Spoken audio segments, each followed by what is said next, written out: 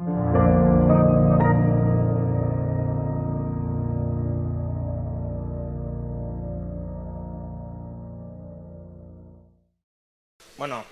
estamos ante la penúltima conferencia del 9º Congreso de Economía Austríaca. Tenemos el placer de contar con el profesor Milancho Bastos, pues bueno, una personalidad destacada dentro de la escuela austríaca y desde luego una persona y un académico muy querido en el Instituto Juan de Mariana.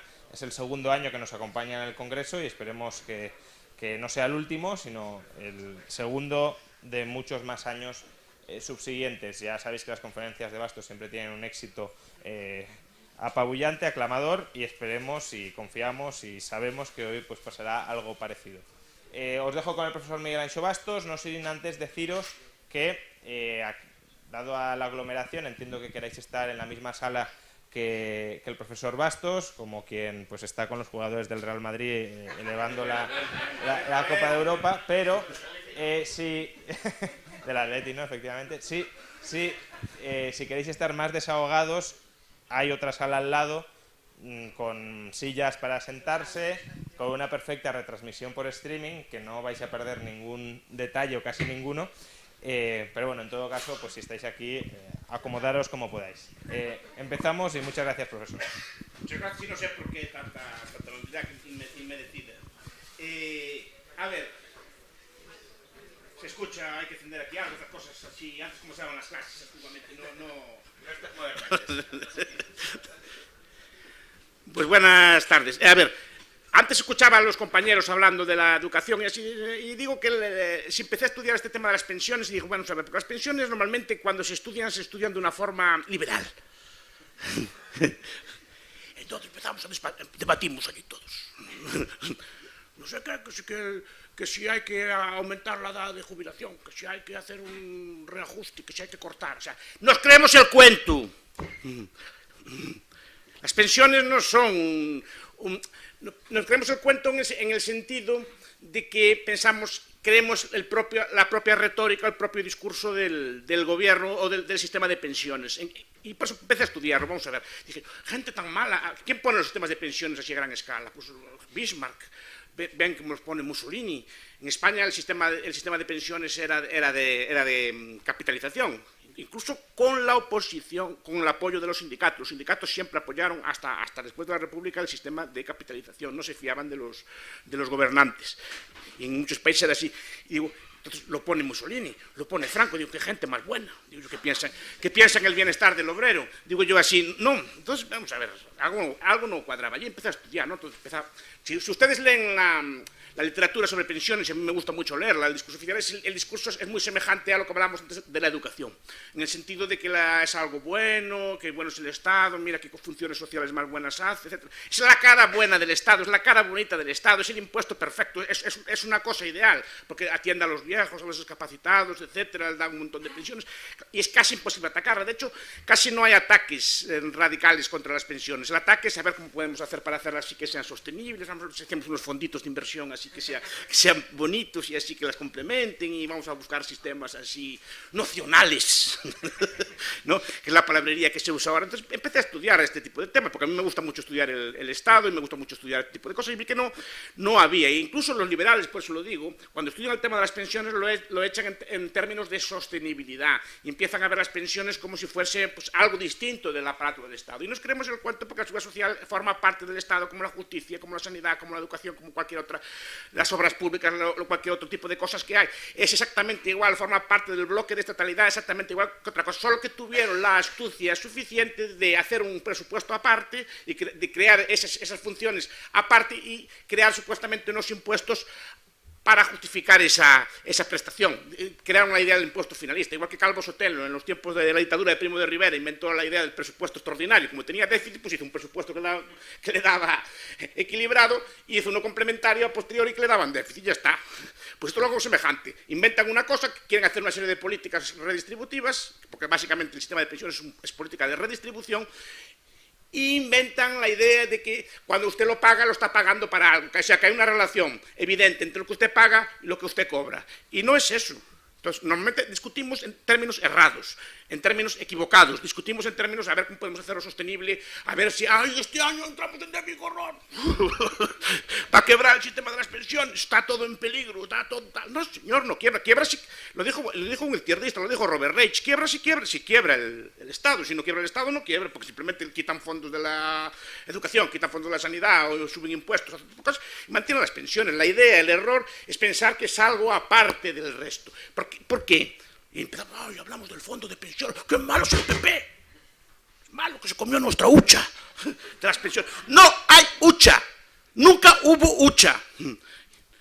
Y eso es por eso me digo que muchas veces cuando leo la prensa, incluso la prensa liberal, se quejan de que comíamos la hucha. Nunca hubo hucha. La hucha, eso ya es, la hucha esta, el Trust Fund, esto lo inventó Roosevelt, Almagro y todos los teóricos del New Deal, crearon un sistema de fondo de reserva que consistía en que los superávits del sistema de pensiones, que fueron muchos, a ver si me explico.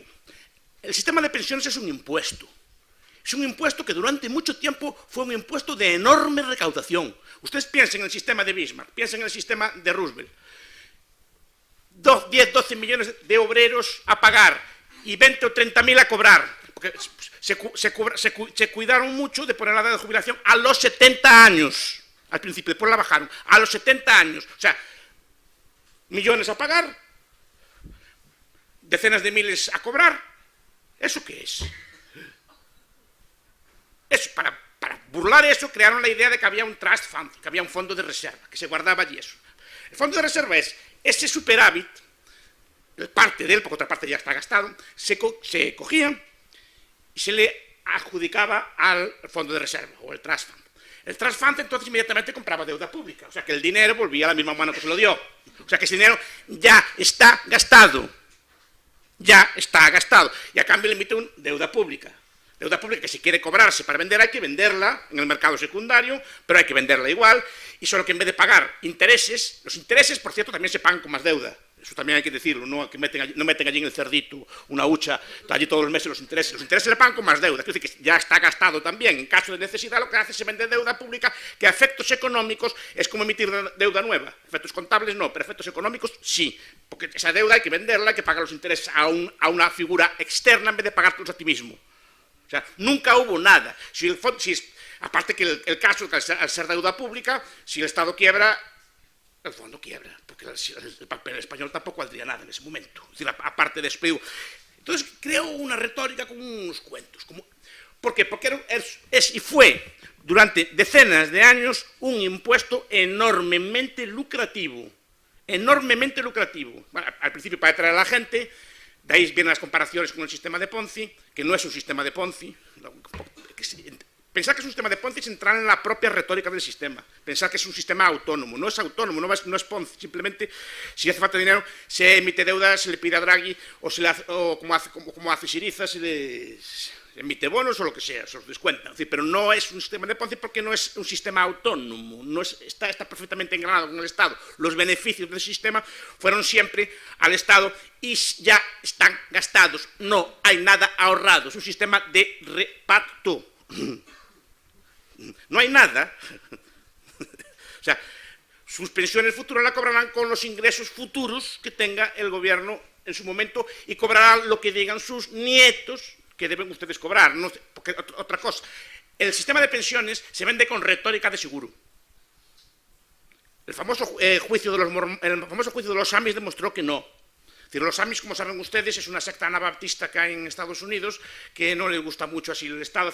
Tiene una religión muy estricta, así muy ludita, muy pretecnológica, y tienen prohibido asegurarse por religión, tienen prohibido el seguro, porque dicen que solo Dios proveerá, etc. Entonces tienen prohibido el seguro, también como algunas comunidades islámicas tienen prohibido el seguro.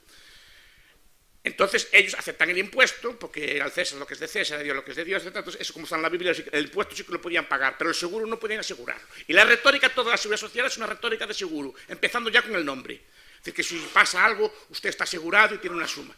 Y fueron a pleito. Los Amis dijeron, no queremos pagar esto, que es un seguro. Y fueron a pleito y efectivamente se demostró que no era un seguro, que era un impuesto, todo lo pagaron. Porque tiene la retórica del seguro, pero no tiene nada definido. Es decir, ustedes tienen derecho, Por eso lo comparo con la sanidad, la educación. Usted tiene derecho a educación, pero no le dicen ni cuánta, ni cuándo, ni de qué calidad, ni cuántos años le va a durar, ni cuánto le va a costar, ni nada. Lo mismo pasa con las pensiones. Usted tiene derecho a una pensión. ¿Cuándo la van a cobrar? No lo saben. ¿Cuánto van a cobrar? Tampoco lo saben. Porque tienen una serie de normas, unos pactos de Toledo, que ya fueron violados, que yo sepa, 3 veces desde que se fundaron. Es decir, que básicamente es un sistema, es un impuesto, y es un impuesto al trabajo. De gran recaudación. Yo creo que, no sé si me corrija después el profesor Rayo, creo que es el que más recauda. No sé si con el impuesto de la renta, yo creo que recauda más el doble. Y debe ser el 10% del PIB español. Más o menos por ahí debe andar. O más incluso, aún peor. Es un impuesto al trabajo soportado por el trabajador exclusivamente. La gente piensa, no, es que el parte la paga el patrón. Como sabrán ustedes bien, que son austriacos, toda esa parte simplemente es el patrón o el empleador. Absolutamente de acuerdo. Ay, don Jesús, menos mal, que bien.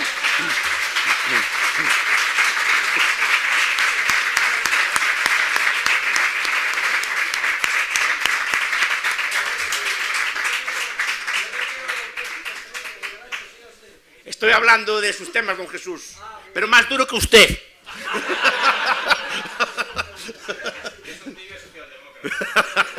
En temas de pensiones, sí. No, entonces estaba diciendo que es un sistema, que es un impuesto al trabajo, que es soportado directamente por los trabajadores, de lo cual no se ahorra nada. Por eso digo que a veces también los liberales, algún liberal le vi yo diciendo que si quitábamos la parte de las cotizaciones se incrementaría el empleo o algo así, ¿no? Quitar la parte de la cotización no creo que sea así. Después podemos discutirlo, pero yo no creo que sea así. No creo que sea así. Porque ese impuesto ya está siendo soportado por el trabajador. El empleador no está soportando nada. El empleador sí. El empleador lo recauda. Que muchas veces se dice, no, es que las aseguradoras y los fondos, no sé qué, tienen unos costes de gestión enormes.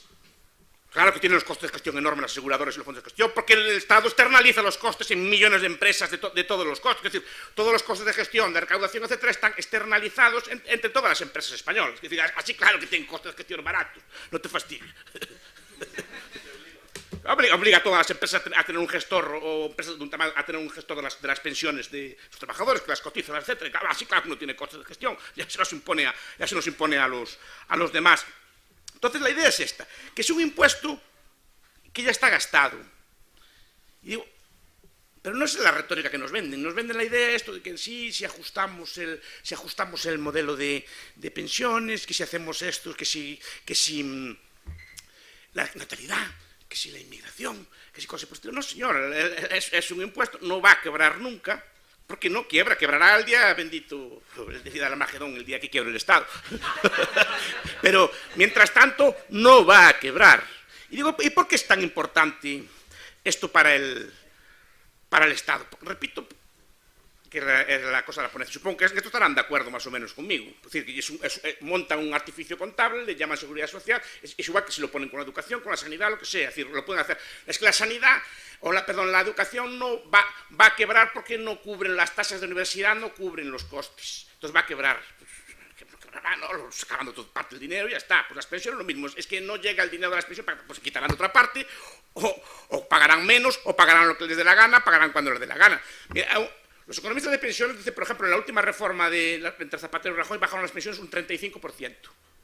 Un 35%.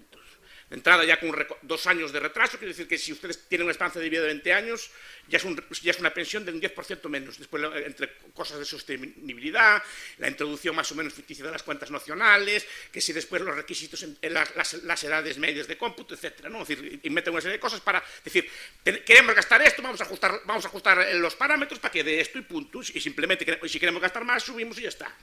Incluso decían que querían jugar con los tipos de interés. Decían que querían va a subir el 0,25% todos los años, es una esperanza de inflación del 2%, a interés compuesto, calculen ustedes a 30 años cuánto sale eso de reducción.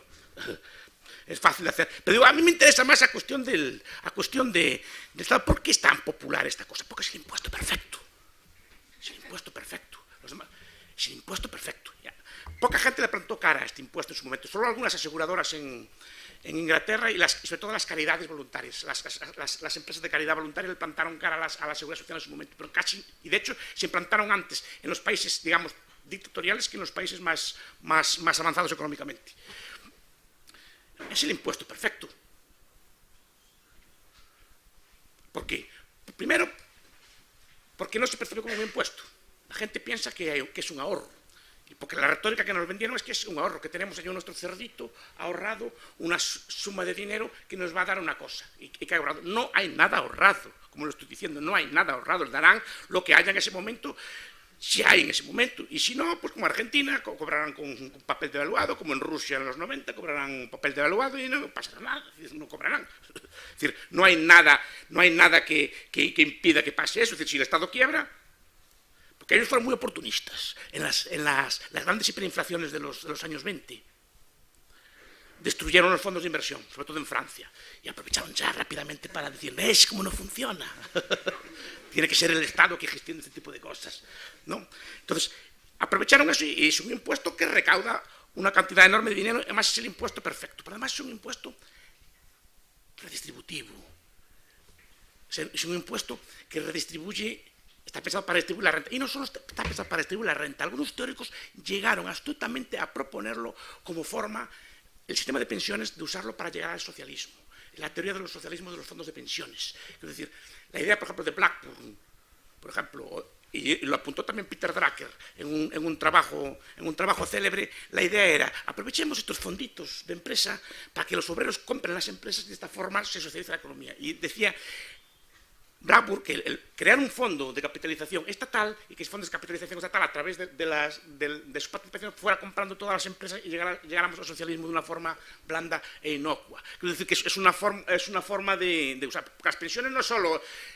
Estamos pensando en sistemas de reparto, todos los sistemas del mundo tienen algún tipo de intervención.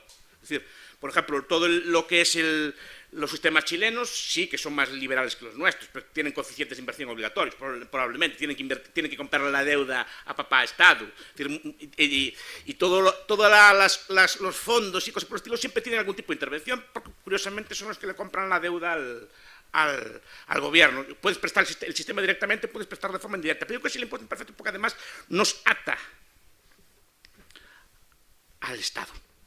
Y esto es lo que yo le veo más dañino, nos ata. Es una cosa horrible. Es decir, desde que el niño nace o empieza a trabajar a los 20 años, está atado a la cadena y no puede salirse de ella. Es porque el sistema, si fuera tan bueno, el sistema se vendería como pan caliente, no haría falta hacerlo obligatorio. No sería todo el mundo querría devorar ese magnífico cosa. Tuvo mucho éxito al principio porque actuarialmente funcionaba muy bien. Quiero decir, Ida Mae Fuller, que fue la primera pensionista americana, pagó $20 en toda su vida de cotización, pero cobró $22.000 a lo largo de su vida. Al principio, como había tanto excedente, se permitían el lujo de decir, vamos, ves qué bueno es. Y aún estamos viviendo de esas rentas, estamos viviendo esa idea de que el sistema es muy bueno, que es muy generoso, y lo fue. Los pensionistas hasta relativamente hace poco, comparativamente a lo que habían pagado, cobraban mucho, pero el problema es ahora. Pero digo que nos ata en el sentido de que ahora tenemos como, es una bomba de tiempo, es decir, tenemos 10 millones de personas dependientes. ¿Y qué hacemos con ellas? Yo cuando voy a un debate, algún debate académico, algún debate por una radio, alguna cosa así, y discuto estos temas y ya hablo de así estas cosas que me gustan a mí, del anarcocapitalismo, estas cosas así. ¿Y quién pagaría las pensiones? ¿Y quién pagaría las pensiones? ¿Y vas a dejar 10 millones de personas a morir de hambre? Siempre lo primero que te sueltan es nos ata al Estado y tiene 10 millones o 20 millones de rehenes. Es decir, que tienen difícil solución. Entonces nos va atando una cosa a la otra. Y es enormemente legítimo porque es la cara buena del Estado. Antes hablábamos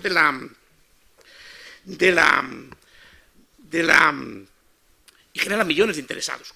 Con esos excedentes, en su momento, se construyeron buena parte de las estructuras administrativas de los estados. Se construyeron, por ejemplo, las primeras burocracias a gran escala. La burocracia normalmente es el esqueleto del Estado. Normalmente la clase política es la que gobierna, pero normalmente para que gobierne necesita de un grupo de personas que le obedezcan y que hagan caso, desde policías, jueces y sobre todo burócratas. Pues construyó esas burocracias y construyó un montón de personas, digamos, dependientes. Y hay ahora millones de interesados que votan por pervivir en esto. Yo digo, no solo, igual que antes hablamos de la educación. La educación, yo creo que el principal contenido de la educación no es educar, es generar estatistas. Si no, miren, pues me refería antes, miren el contenido de la educación. Pues la pensión es algo semejante. Y la educación es algo muy bonito, y la pensión es algo muy bonito, que atienda a los viejos, pero la visión es tener millones de personas dependientes, obedientes y domesticadas, de cuales puedes gobernarles y administrarles la vida a voluntad, puedes decidir sus salarios, cómo viven, si pueden viajar, si pueden viajar al extranjero o no.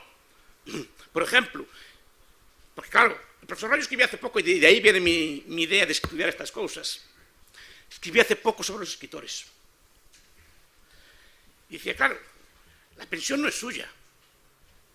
Usted cotizó toda su vida, pero llega a una edad, usted quiere seguir escribiendo, por ejemplo, y dice el Estado, no puede usted seguir escribiendo. Y dice Montoro, ¿y por qué? Porque lo digo yo, porque tu dinero no es tuyo, es mi dinero y te lo pongo yo a las condiciones. Pero quien dice los escritores dice muchas cosas. Ustedes, por ejemplo, cotizaron, pagaron durante 30, 40 años de su vida y tienen derecho a su pensión, ¿por qué no pueden seguir trabajando? Dependiendo del tipo de trabajo que tengan. Si tienen un trabajo intelectual, o tienen un trabajo agradecido, o tienen un pequeño comercio, y pueden seguir, ¿por qué no pueden? ¿Por qué no les dejan? Es decir, o sea, ¿y por qué no pueden casarse otra vez? ¿Quiénes son para meterse en su vida? No sé si me explico. Es decir, introduce una serie de intervenciones, de controles en la vida, que no es normal. Y además decide usted hasta qué años va a trabajar, dónde va a trabajar, cómo va a trabajar, qué puede usted trabajar, si puede compaginar con otros trabajos, etc. Es decir, esta es la idea yo que les quería plantear. Porque la idea es esto, es un impuesto, lo que busca básicamente es controlar todo esto, redistribuir rentas. Como saben ustedes, los sistemas de pensiones actuales priman más a las pensiones bajas, y la diferencia se reduce cada vez más entre las pensiones bajas y las pensiones altas, es decir, no hay ningún tipo, y además con las ideas que hay ya de destopar, quitarle el tope a la cotización, de tal forma que ustedes cotizarán por lo que ganen, pero cobrarán una pensión máxima congelada. Está en el programa de Podemos, no estoy diciendo nada del otro mundo. La idea es esa, la idea es que la pensión no es un sistema de previsión, no tiene ninguna lógica de seguro, no tiene ninguna lógica actuarial, no sigue los principios de un seguro, simplemente es un impuesto, y que dice en la letra que si paga ese impuesto que usted cobrará algo el día de futuro, pero repito, no hay nada asegurado. Lo único que dice que cobrará un impuesto, igual que tendrá educación o tendrá sanidad, lo que le den después es otra cuestión. Entonces digo, la idea de esta conferencia, o de esta que no es una conferencia, esto es un congreso. Yo no vine aquí a dar una conferencia, los congresos se vienen aquí a discutir. Conferencia va a dar don Jesús, que es el que sabe. Yo vengo aquí a dar una ponencia y a discutir con ustedes, pero la idea es esta: dejemos de ver las pensiones, es mi idea, como algo que puede quebrar, sostenible, insostenible, y dejemos de usar su propia retórica, y pensemos la retórica de lo que es un impuesto al trabajo a gran escala, y que después se usa, y se usó, no para pagar pensiones, sino para todo tipo de gastos, y en el futuro será siendo usado para cualquier tipo de gasto. Repito, porque ese dinero que se cobra las pensiones va a las cuentas generales del Estado, y después se consolidan y hacen unas cuentas consolidadas, una serie de cosas alambicadas, pero está gastado, está comido y se come todos los años lo que hay. No hay nada ahorrado. Eso es lo que estoy diciendo. Ahora, comenten si quieren.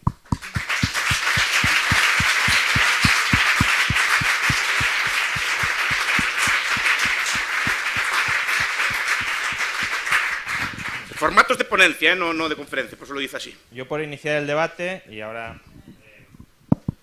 paso rápidamente el micro, ¿no crees que adoptar esta perspectiva ahora es concederle una victoria al Estado? Es decir, el Estado nos ha estado prometiendo que el sistema se comportaba de una determinada manera, cuando no se comportaba, pero había asumido ese compromiso, y tú ahora básicamente estás diciendo que nos olvidemos de todo lo que ha prometido el Estado y de que, sí, asumamos que era una mentira y que tiene razón.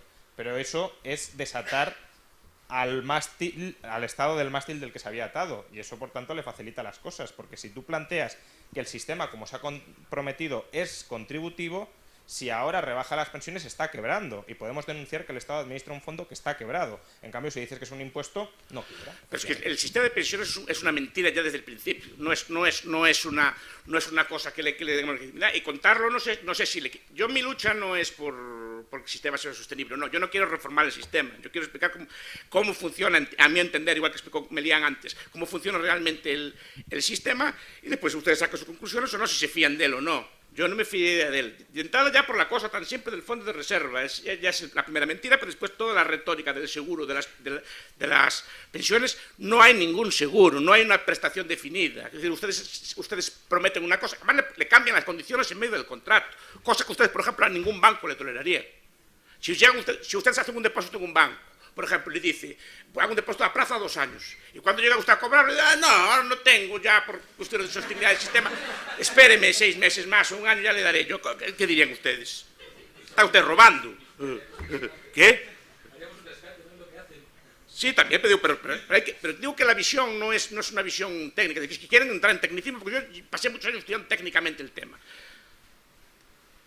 Pero esto no es así, no es así. Es entrar en la legitimidad. Es decir, es igual que pensar que la educación está para educar a los niños. La educación no está para educar a los niños. La educación está para meterle valores estatistas a los niños, que es muy distinto. La geografía, las matemáticas, todo. Las matemáticas es la peor.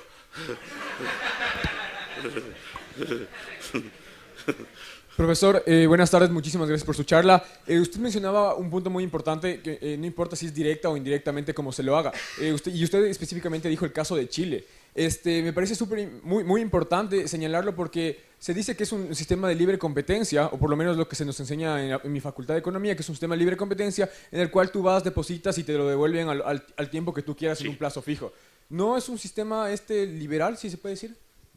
Es más liberal que lo que hay. Pero funcionan con licencia, si no me equivoco, tienen unos requisitos de acceso. No sé si me atrevería a decirme si tienen coeficientes de inversión obligatorios o no. Desde luego sí que son compradores de... Y su sistema obligatorio también, además. Y son compradores de deuda pública masivamente también. Pero si quitamos ese sistema, o sea, si ya no sabemos que sean obligados a comprar deuda... Muchas gracias. Si ya no sabemos que sean obligados a comprar deuda pública, entonces sería un sistema viable, sería un sistema en el cual ya no sería un impuesto. A ver, yo en general, y eso que yo tengo uno, además con don Jesús, no soy muy partidario de los fondos de pensiones. Prefiero el ahorro puro y duro y bruto en stock. ¿Y por qué? Porque el fondo de pensión es una forma de ahorro, digamos, orientada, canalizada fiscalmente por el gobierno. Igual que te la da, te la quita. Igual que te da unos beneficios fiscales, ahora Podemos te los quita. Igual que te da ese tipo de cosas. Si estás en un fondo de esos, después cuando vas a cobrar te dice, o lo quitas a trocitos, o no te lo dejo, o te pongo un tratamiento fiscal confiscatorio. Quiero decir, o lo nacionaliza como Argentina. Entonces, a mí me gustan mucho los modelos de Hong Kong, ahorro puro y duro en oro. como los viejos.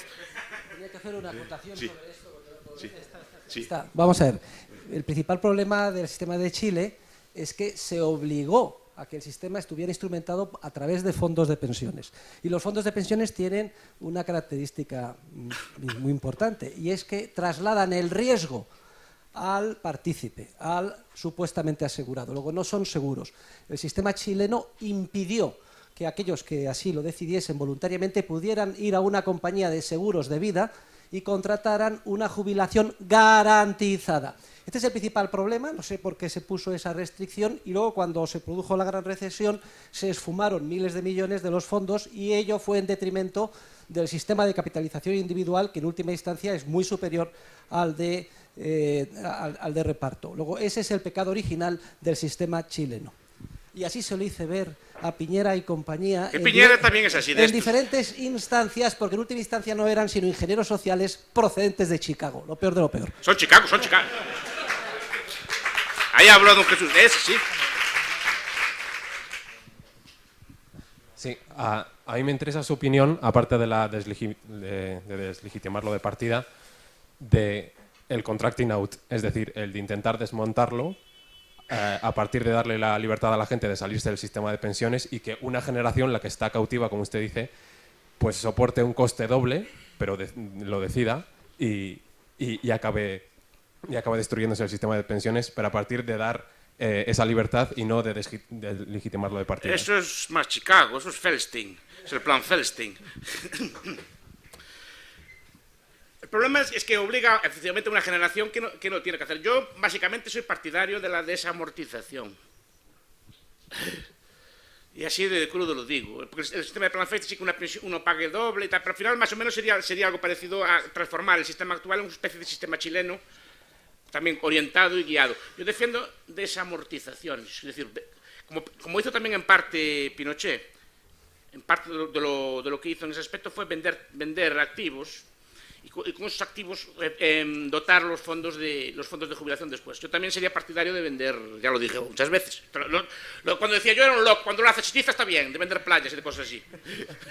No, el Estado español tiene muchos activos, muchísimos activos, y muchos de gran valor. Se pueden desamortizar y con esa desamortización, me supongo que habrá que hacerlo de una forma ordenada, tampoco estoy diciendo que sea así, supongo que técnicos hay para este tipo de cosas, pero tendría que ser una cosa así, de ir amortizando año a año las pensiones, no todos de golpe, pero sí ir amortizando las pensiones dotando un fondo a los e intentar salirse del sistema así. Y que puede ser el ahorro en stock, puede ser el ahorro en pensión, puede ser el ahorro puro y duro y bruto. Y cuidado, los sistemas de ahorro históricos no solo es lo que hace, sino lo que no hace. Es decir, históricamente los sistemas de previsión eran familias, eran parroquias, eran iglesias, eran todo tipo de instituciones privadas y caritativas que prestaban ese tipo de funciones. Incluso había formas de contrato, de tal forma que yo, por ejemplo, un señor como yo, que soy soltero, etcétera, si voy viejo, pues hablo con una persona joven, le cedo mis tierras, le cedo mis propiedades, a cambio de que me cuide de mayor y se quede con las tierras. Ese tipo de contrato está muy establecido ya desde la Edad Media, es decir, que son contratos para atender a los más ancianos. Es decir, esa es la idea de la previsión, es decir, de buscar fórmulas de este tipo, lo que hace y lo que no hace. Yo creo que el buen asesor fiscal no solo, por ejemplo, no solo tiene que decir tenga fondos, sino no meta usted en líos, no tenga usted deudas, no se meta usted en cosas, no sé si me explico, es hacerle también meter conducta sana. Por ejemplo, antes la gente tenía hijos, entre otras razones, por una cuestión de garantía de la vejez y cosas por el estilo. Las familias están pensadas para eso, y de hecho para eso se inventó la familia, entre otras cosas. Si no, ¿para qué estábamos así? Sobre la desamortización y el contracting out. La verdad es que cuando se ha dado la opción para que la gente libremente decidiera si estaba dispuesta a hacer ese sacrificio adicional, ha optado masivamente por salirse del sistema e irse al sistema de capitalización individual. Y el precedente anterior, e incluso más exitoso que el de Chile, fue en el Reino Unido. El Reino Unido privatizó el sistema como consecuencia de un acuerdo por consenso entre el Partido Conservador y el Partido Laborista, dando la opción para que el que quisiera se saliera del sistema. Primero a nivel de decisión de empresa y luego a nivel individual. 95% de los trabajadores salieron despavoridos, corriendo, a pesar de que tuvieron que seguir pagando cotizaciones reducidas para mantener a la generación que estaba todavía dependiente del sistema previo. En el Reino Unido los autónomos sí que pueden descolgarse, me parece. Bueno. Y luego hay otro segundo tema, la desamortización. Es que hay una cosa muy importante. Uno de los subproductos más importantes de hacer la reforma que necesita el sistema bancario, pasando a un coeficiente de caja del 100%, es que queda liberado, es que queda en evidencia el agregado de activos que secularmente ha ido expropiando la banca a la ciudadanía.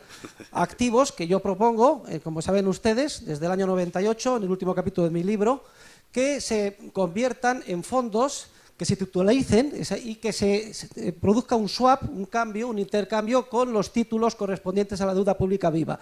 Sin embargo, creo que es más urgente sustituirlo por el valor actuarial de las obligaciones implícitas del sistema de reparto de la seguridad social. Aunque solo sea por esto, creo que incluso hasta Paco Capella ya se empieza a poner cachondo con el 100%. Sí.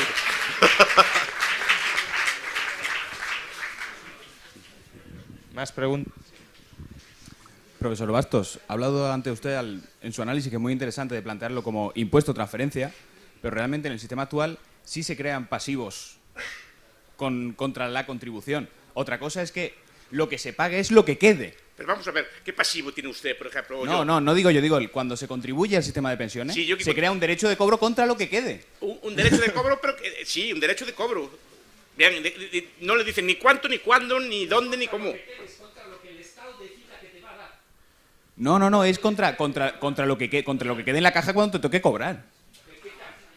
No, en lo que se ingresa ese año, la parte que te toca, que te dice el Estado que te toca, pero tienes un derecho de cobro.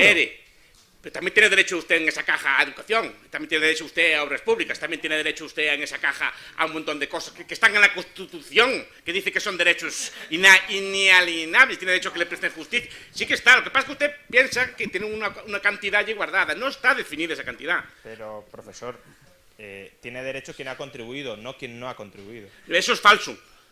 Por un motivo, porque en España con ese superávit se dieron un montón de pensiones no contributivas. Y más, son las que suben siempre las pensiones. Si no prueba usted que no cotice, llega viejo y ya verá, ay, el pobre rayo que lleva una vida de De crápula, pobrecito, hay que dar una paguita, no vamos a dejarlo ahí que muera de hambre en el medio de las cosas. Al final le acabaría cobrando y le daríamos una paga no contributiva. Pero es que lo otro tampoco.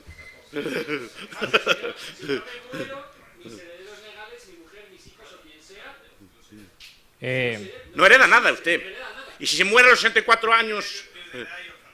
Yo vengo de Venezuela y fíjense qué tan cierto es esto, que en Venezuela hay pensionados que llevan poco más de 4 meses sin recibir el pago de la pensión. Así de simple en lo práctico, en lo aterrizado. Y es tan real como eso, o sea, sobre lo que quede, sobre lo que le dé la gana el Estado de pagar o no, o sobre lo que realmente se inventen, pues, porque al final te pagan con fiat. Le pagan con papel. Fiat, exacto.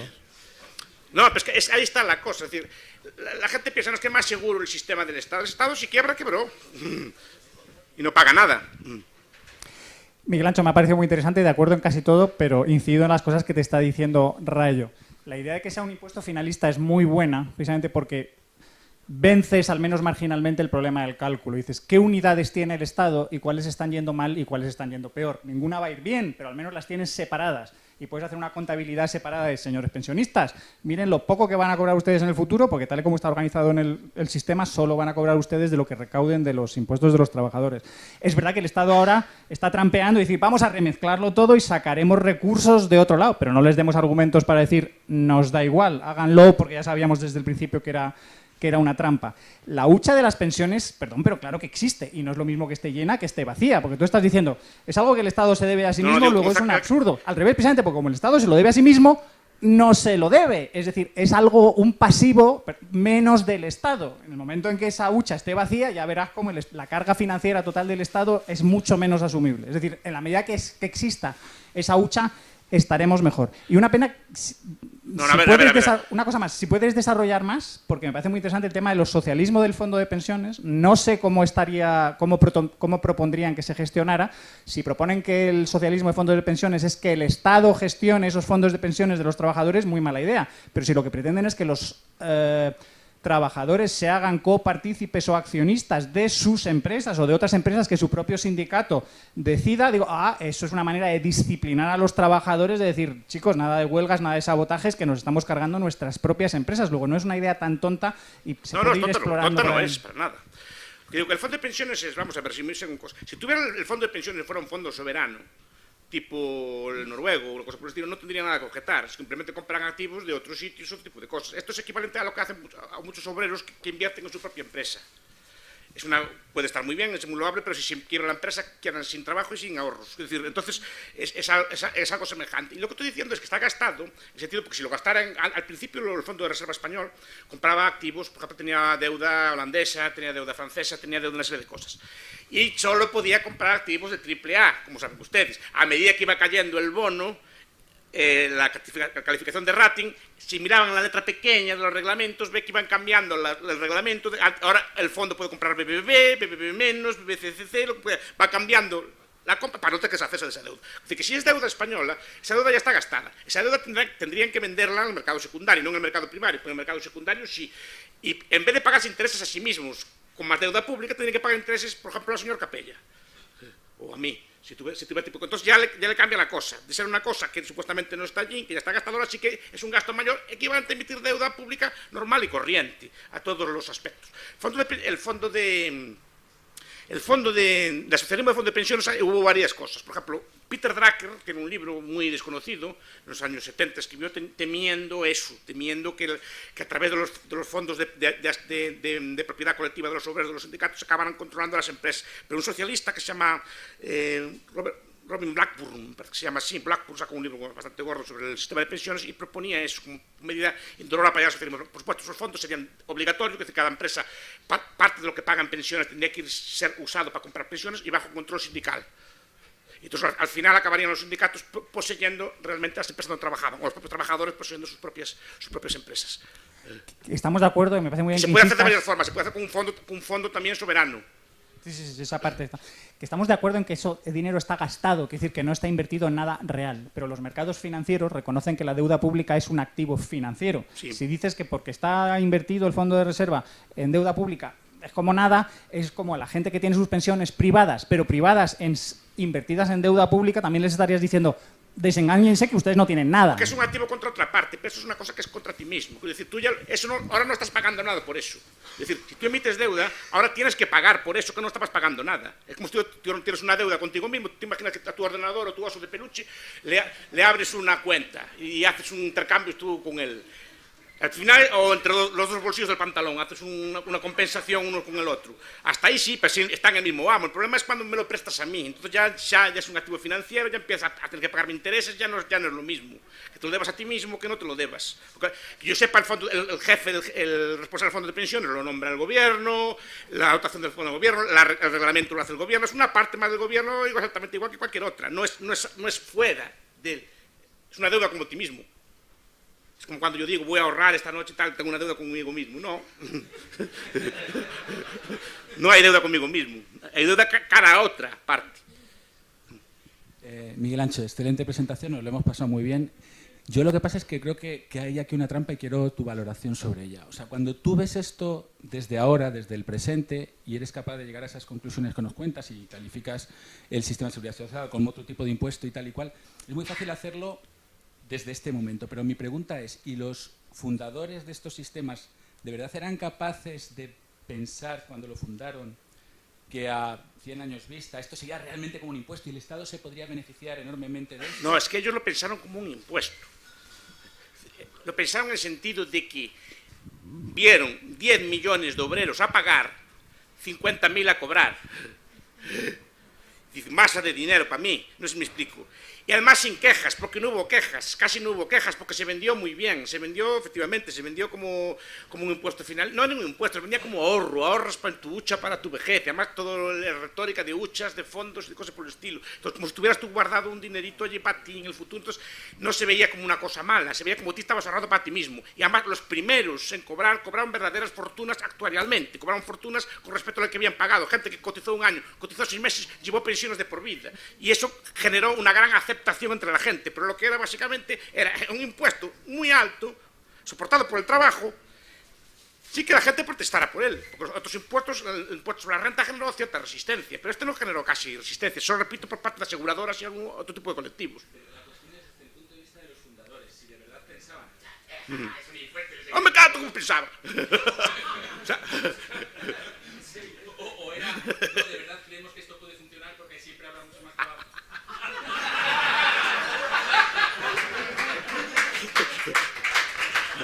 A ver, es como, repito, es como pensar que la educación, no digo que no haya gente de buena fe, ni que no entró en la cabeza de la gente, pero pensar que el sistema educativo se creó para educar a los niños es lo mismo que esto.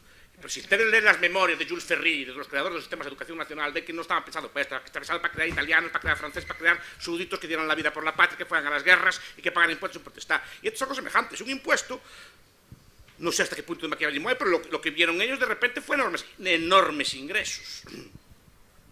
Ustedes saben que la imaginación fiscal es enorme. Hay un libro muy bonito que está traducido en Mises Hispano sobre lucha, escape y fraude. Me parece que Charles Adams es un señor muy interesante que hace la historia. Mira si son imaginativos o no los reyes, duques, aquella gente todavía, cómo estaba todo el día pensando impuestos, gabelas, tasas, tailes y todo tipo de cosas para idear impuestos para recaudar lo más posible. Y esto yo creo que por ahí va.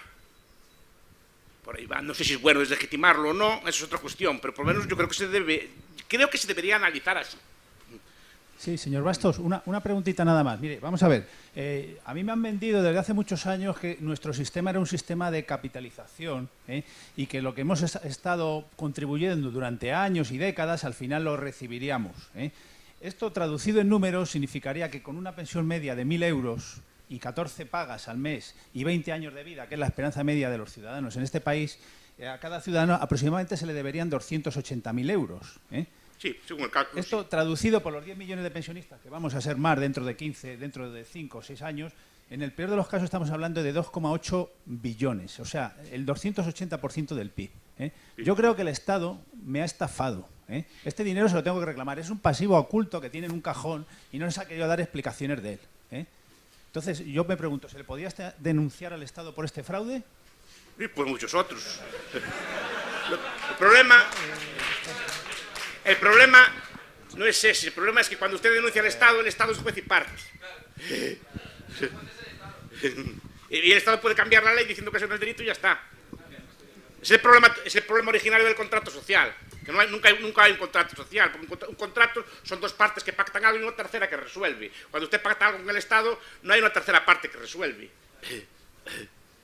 Que sea un impuesto, profesor Bastos, está claro, hasta la OCDE, cuando hace sus informes, la retribución, la imposición sobre el trabajo une IRPF junto con la Seguridad Social. Lo tienen clarísimo. O sea, es obvio. Y la cuota empresarial también.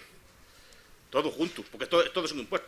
Se tiene claro, pero no se nos vende así.